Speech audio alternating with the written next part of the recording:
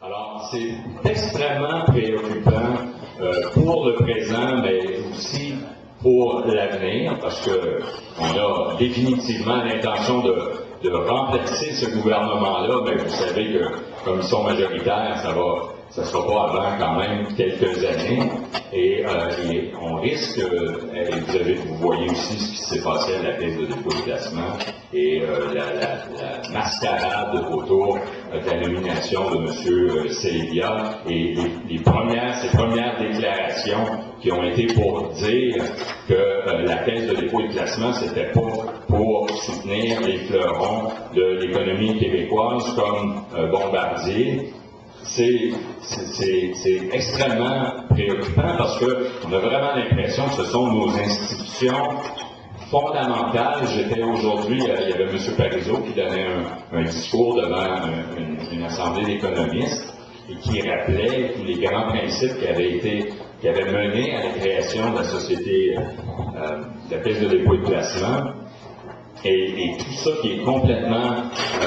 mis de côté, galvaudé actuellement. Donc on a vraiment l'impression que ce sont les fondements même de nos institutions qui ont fait que le Québec a pu devenir une société moderne, une société forte. C'est tout ça qui risque de s'effondrer au cours des prochaines années si on ne réussit pas à contrer ce gouvernement et à lui donner des électrochocs et à faire en sorte que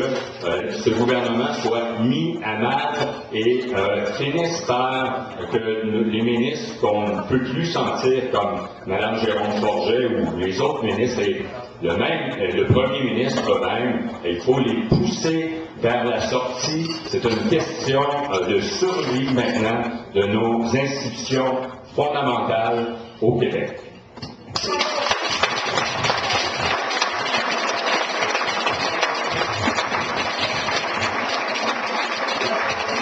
Et quand je vois, vous avez la chance d'avoir un des illustres ministres de ce gouvernement libéral qui,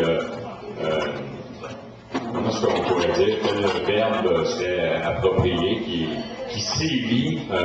dans les environs, et il vient contaminer jusqu'à nos journaux locaux dans le comté, dans la région de la Naudière. Heureusement, pas tellement à Repentigny, mais ici j'ai le trait d'union qui est publié dans le coin de Terrebonne et Mascouche, où le ministre régional parle d'un budget mobilisateur. Alors, ils ont donc le front de nous présenter ces non-mesures, ce saupoudrage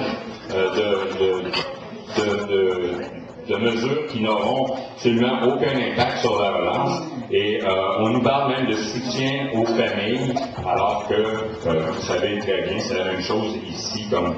partout à travers le Québec. Les services de garde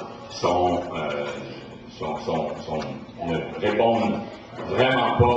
aux besoins, et la grande majorité des places en services de garde que l'on crée